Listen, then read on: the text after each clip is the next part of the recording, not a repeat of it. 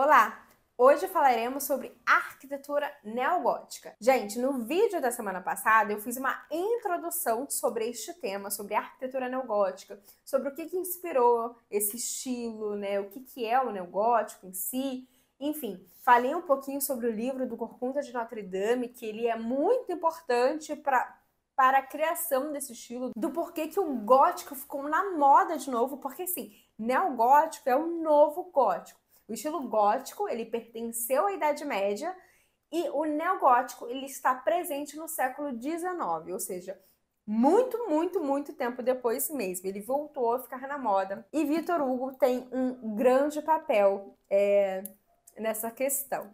Mas nesse vídeo aqui a gente vai falar um pouquinho, vai analisar um pouquinho os edifícios neogóticos para vocês entenderem as características, o que faz um edifício ser neogótico, né? E saber identificar para que você, quando vá viajar e no futuro, consiga identificar esses edifícios neogóticos, tá bom? Eu vou deixar o vídeo da primeira parte, né, desse conteúdo aqui na descrição para vocês assistirem, tá bom? Vamos ao nosso vídeo, então. Meu nome é Jéssica Lane, eu sou designer de interiores e no vídeo de hoje falaremos sobre arquitetura neogótica.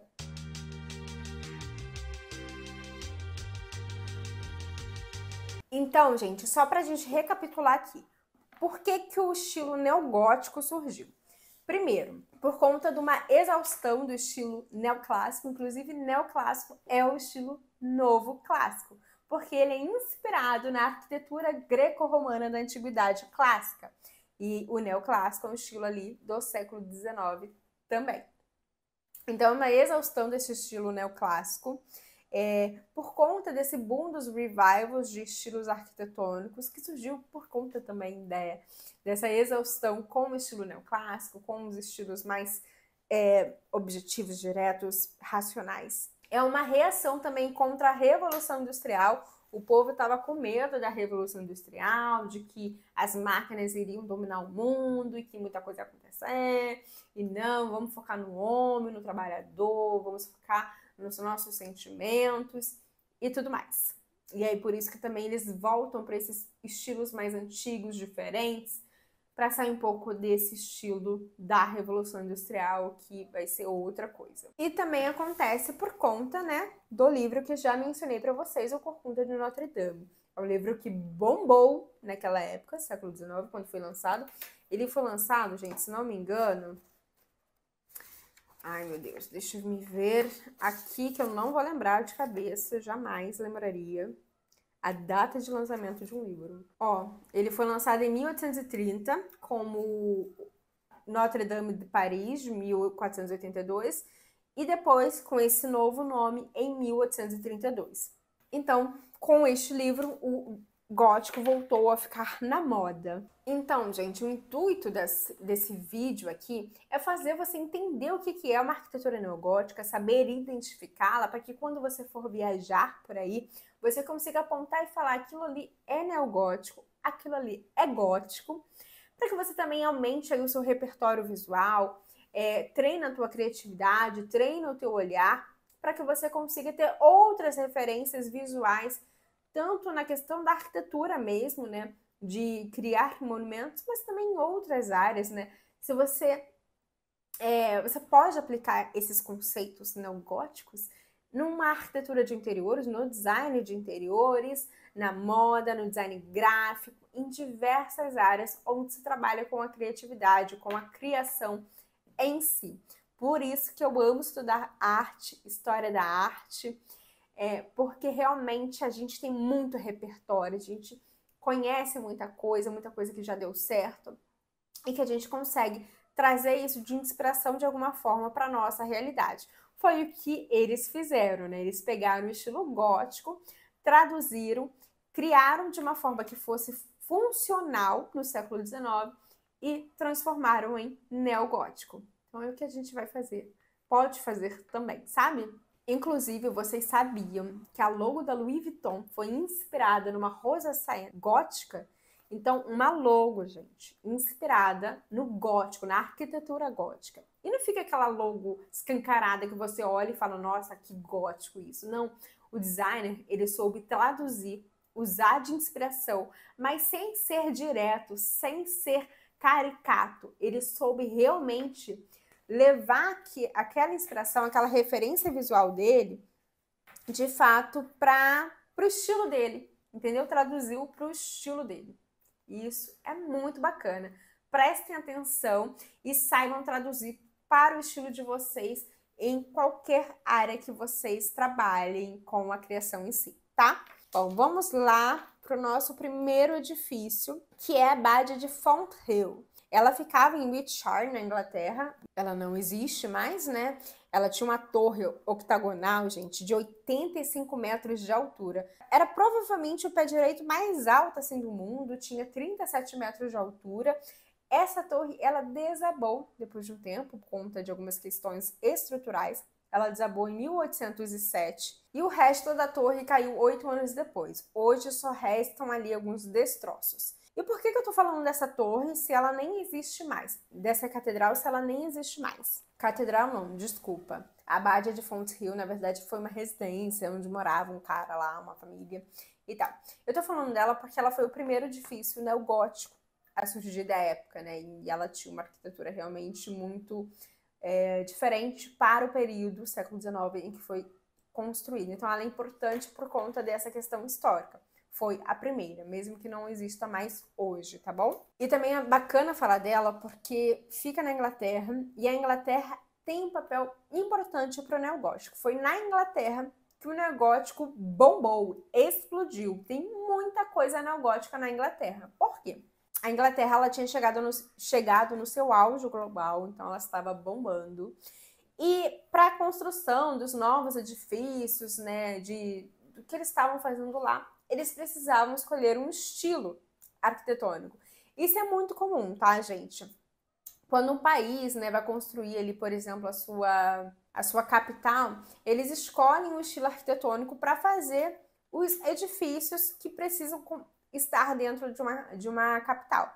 Por exemplo, os Estados Unidos, Washington DC, ele é muito rico em arquitetura neoclássica, porque na época o neoclássico estava boomando, o neoclássico também é desse período do século XIX, foi um período que os Estados Unidos também estava crescendo, e eles abraçaram a arquitetura neoclássica para eles. O Brasil, a construção de Brasília, o plano piloto de Brasília, é todo baseado, construído na arquitetura moderna. Foi nos anos 60 que foi construído Brasília, era a arquitetura do momento, era a visão do momento e eles abraçaram isso. Então aqui no Brasil, como uma arquitetura forte em Brasília, a arquitetura moderna. Veja lá os prédios de Oscar Niemeyer, o urbanismo de Lúcio Costa, etc e tal. E na Inglaterra, eles abraçaram o estilo neogótico. Então a gente vai ver muito edifício neogótico na Inglaterra. Sabe quando você escuta estilo vitoriano? Pois é. O estilo vitoriano nada mais é do que o gótico da Inglaterra, entendeu? Então tem esse nome porque foi lá no período da Rainha Vitória. Então ela acabou popularizando isso e acabou tendo esse nome dela ali envolvido nesse estilo. Mas o estilo vitoriano nada mais é do que o gótico que foi implementado ali na Inglaterra, o neogótico da Inglaterra. A gente pode começar falando sobre o Palácio de Westminster na Inglaterra, em Londres. Aquele edifício, aquele cartão postal de Londres que tem o Big Bang, é neogótico, entende? Consegue já entender um pouquinho sobre a vibe neogótica? Mas veja bem a questão da história. Já tinha um palácio de Westminster antes, mas ele foi destruído num incêndio que ocorreu em 1834. E aí eles precisaram construir um outro edifício, um outro palácio de Westminster no lugar. Na época estavam em dúvida ainda sobre que tipo de caminho a Inglaterra seguiria na questão da arquitetura e estavam em dúvida sobre dois estilos, o neoclássico e o neogótico. Na dúvida, o que você faz? O que vocês acham que eles escolheram? Talvez você esteja pensando em neogótico, porque eu te falei que o Westminster hoje ele é neogótico. Mas a verdade é que não, eu me precipitei. Na verdade, o Palácio de Westminster é uma mistura dos dois estilos arquitetônicos. Aqui, um adentro para quem fala muito sobre estilos de decoração, estilos arquitetônicos, sobre como misturar, se é possível, se não é. Olha como é possível misturar coisas completamente diferentes. Neoclássico e neogótico, né? Arquitetura greco-romana com arquitetura medieval, é possível misturar. E eles fizeram isso nesse Palácio Westminster. Como que eles fizeram isso? Eles contrataram o arquiteto Charles Barry, que era um excelente arquiteto de estilo neoclássico. E também contrataram o arquiteto Auguste Pugin, que era um excelente arquiteto do estilo neogótico e um defensor da causa neogótica. E aí, o que eles fizeram? Eles pegaram meio que o melhor dos dois mundos. Sabe Hannah Montana? Então, o melhor dos dois mundos. O que é melhor no clássico? Não é a razão, não é o pensamento direto, a funcionalidade acima de tudo. Então, vamos pegar essa parte do neoclássico e vamos traduzir isso na questão do layout, do planejamento arquitetônico do edifício. Vamos criar esse edifício com o layout, a estrutura, a arquitetura no estilo neoclássico. Funcional, prático, objetivo, linear. Mas vamos pegar... O que é a melhor parte do neogótico, do gótico em si? Não é a ornamentação, que é diferente, né? As gárgulas, as rosaceias, os arcos, os arcobotantes. Não são os detalhes da arquitetura gótica que chamam mais atenção? Então vamos trazer isso para o Palácio de Westminster. A base, o layout, a arquitetura, ela é neoclássica, porque o neoclássico ele preciso nesse tipo de assunto, né? Da funcionalidade, da matemática, da proporção. Vamos pegar o neogótico e vamos colocar na decoração, na ornamentação do edifício, na fachada, na ornamentação dos interiores. Então, se você repara no Palácio de Westminster em si, repara como ele é linear. Ele tem uma arquitetura, uma construção muito clássica de se falar. Mas repara que a ornamentação, a fachada, os detalhes são todos neogóticos. Então, a gente tem aqui um edifício híbrido. Ele é neoclássico e ele é neogótico ao mesmo tempo, pelas mãos de Charles Barry e Auguste Pugin. Clássico, neogótico. Neoclássico, neogótico. Arquitetura, layout, proporção, medida, funcionalidade, ornamentação, detalhamento, decoração em si. Ficou claro a questão do Palácio de Westminster? Agora você não vai mais errar. Quando você for para Londres, você vai apontar e falar: esse edifício é um edifício híbrido de estilos misturados.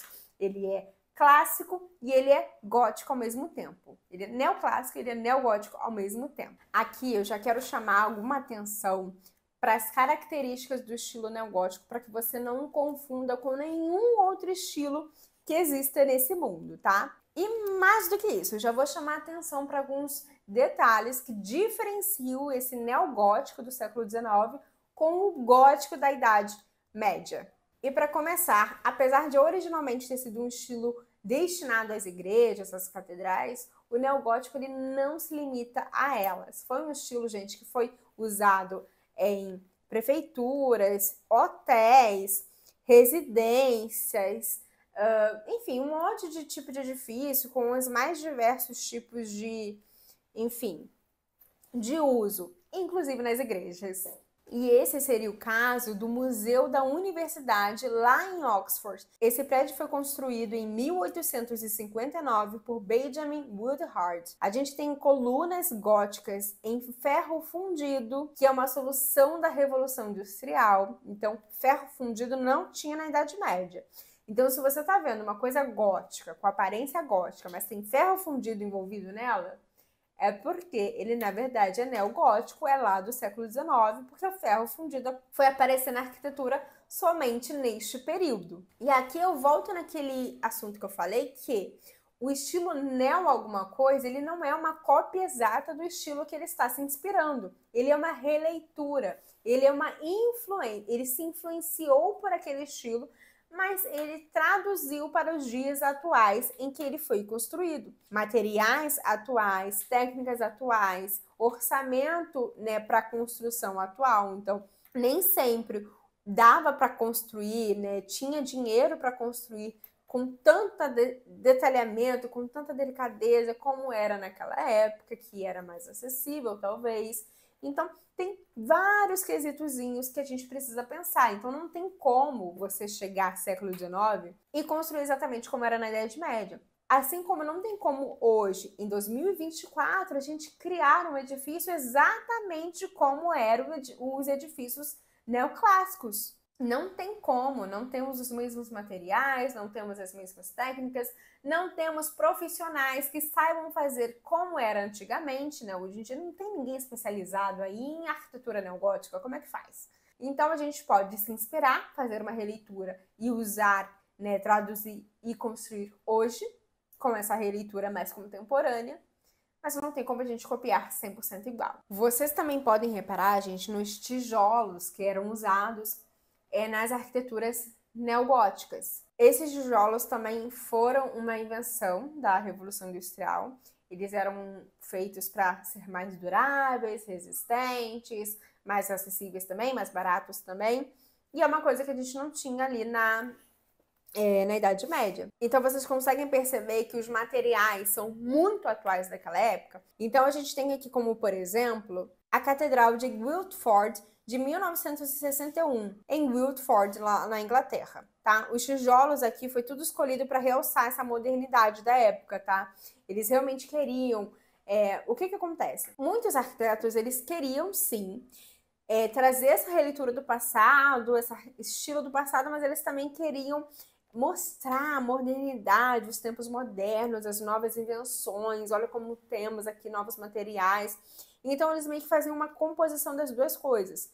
Nós temos novos materiais que a gente quer apresentar, a gente quer valorizar, mas a gente também quer voltar naquele estilo do passado que a gente acha mais bonito, que a gente acha mais bacana. A mesma coisa vai acontecer lá na Catedral de Liverpool, que mostra pra gente que se usado com muita moderação, com muita inteligência, com muita estratégia, o estilo neoclássico, ele pode ser muito moderno. Ele não precisa ser aquela coisa datada do passado, ultrapassada, com cara de antigo. Então, a parte externa, né, dessa catedral de Liverpool, né, a fachada, ela tem esse arenito vermelho, concreto usado na cobertura das abóbadas. Tem também, gente, o Midland Grand Hotel, lá de 1871, que na época foi super criticado porque achavam ele super feio, horroroso, o exagero do neogótico, né? Um excesso de criatividade não necessário. Exemplo, a gente tem esses telhados, os torreões, os rendilhados em pedra, tudo contrabalanceado por essa fachada com esses tijolos vermelhos, sabe? Uma composição que foi super ousada na época. E ele ainda tem essa fachada, né? Esse edifício ainda é curvo. O arquiteto, né, o que fez esse edifício, o George Gilbert Scott, ele dizia que o gótico era um estilo livre e que poderia ser representado da forma que ele quisesse. E hoje o edifício, né, ele já recebeu o seu merecido reconhecimento. Hoje ele é visto como algo belo, icônico, exótico, uma beleza mais exótica. E funciona atualmente como a St. Pancras Renaissance Hotel. As torres de relógio, gente, elas também são uma característica dos edifícios neogóticos. Não tinha essas torres lá nos edifícios góticos, sabe? Então, assim como no Palácio de Westminster tem outros edifícios que têm também essas torres de relógio. Como características do neogótico, a gente também vai ver torres com o topo cônico, sabe? Muito inspirado nos castelos medievais da época. E aí, quem fazia isso, os arquitetos que usavam esse tipo de torre, eram aqueles que queriam que parecesse mais antigo mesmo. Eles queriam que realmente o edifício deles fosse um pouco mais próximo do gótico em si, fosse mais fiel às características góticas. Então, enquanto a Torre do Relógio, por exemplo, traz ali o seu ar de modernidade, é algo novo, é algo da época, as torres cônicas, elas já remetem mais aos castelos góticos medievais. Eu vou mostrar para vocês aqui o Castel Coach, no país de Gales. Olha que lindo essa arquitetura, gente. O arquiteto que fez esse projeto foi o William Burgess, e ele idealizava um edifício puramente medieval e, através de um ar de fantasia, eles criaram até uma reconstrução precisa de um castelo medieval. Outra característica do estilo neogótico são os torreões, com essa ideia de querer se chegar mais perto do céu, né, de ser uma igreja alta, grandiosa. Tem um edifício também super bacana, também lá na Inglaterra, que ele parece muito um castelozinho medieval, que é o Strawberry Hill. Ele fica em Twickenham. Esse edifício ele nasceu lá em 1777. Então, para vocês verem que o gótico ele já estava começando a virar moda desde essa época. Então, eu falo aqui para vocês, por exemplo, que o Victor Hugo, ele ajuda a influenciar, mas não é só ele. Várias coisas vão acontecendo para que um estilo realmente fique em alta, né?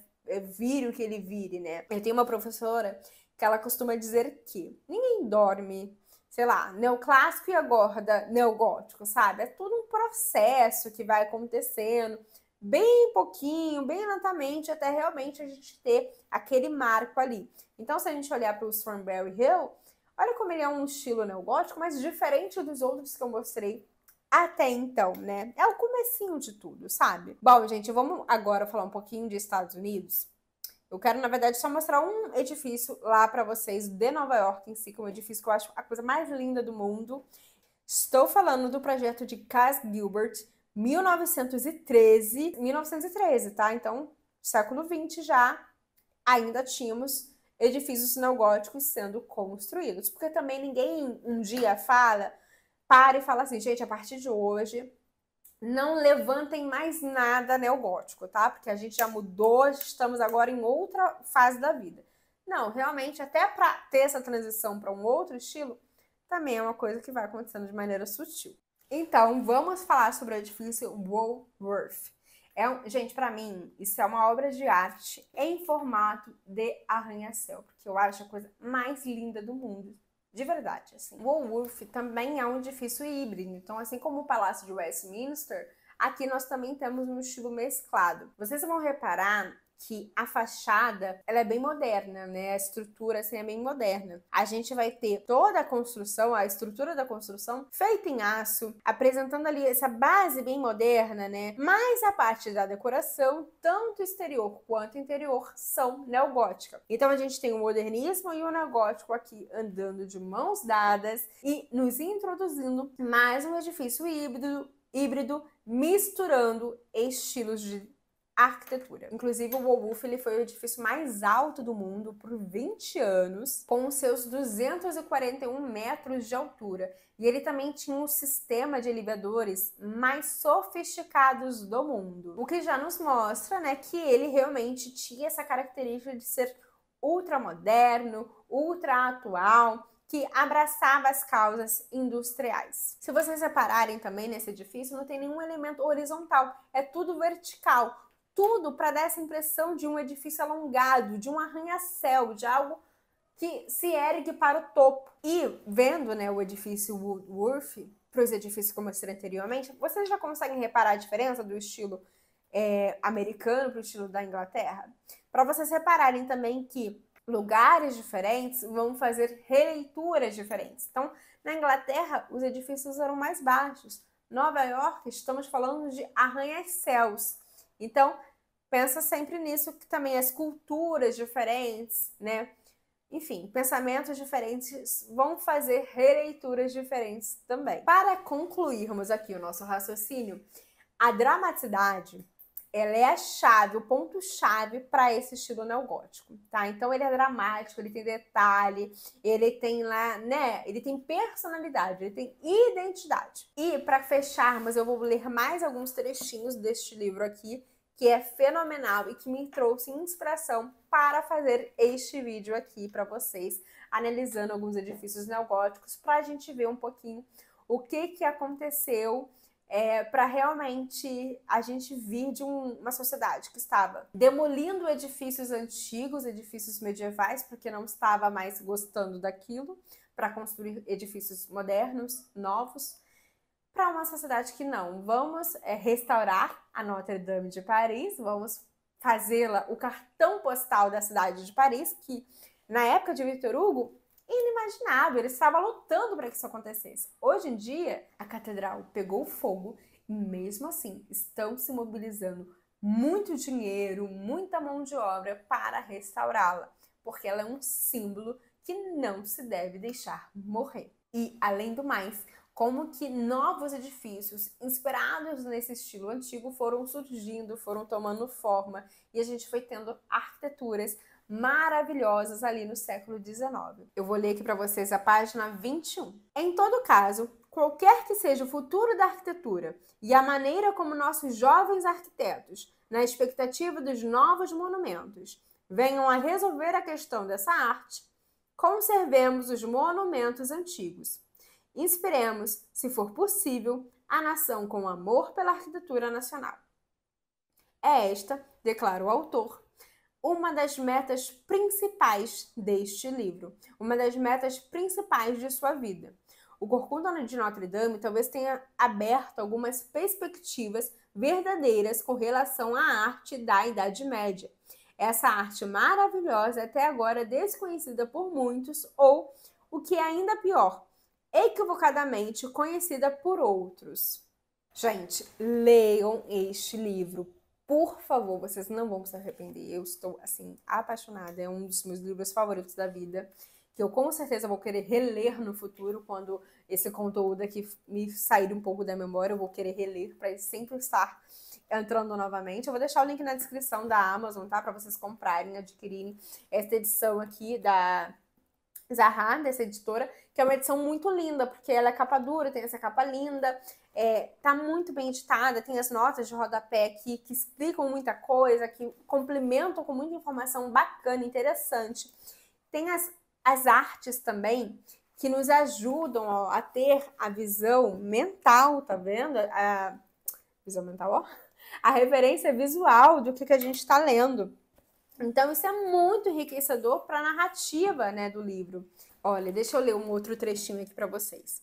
A arquitetura foi o grande livro da humanidade, a principal expressão do homem em seus diversos estágios de desenvolvimento, tanto no plano da força quanto no da inteligência. E aí ele complementa nessa outra página.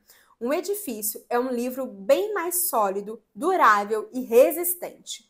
Para destruir a palavra escrita, basta uma tocha e um turco. Para demolir a palavra construída, é preciso uma revolução social, uma revolução terrestre.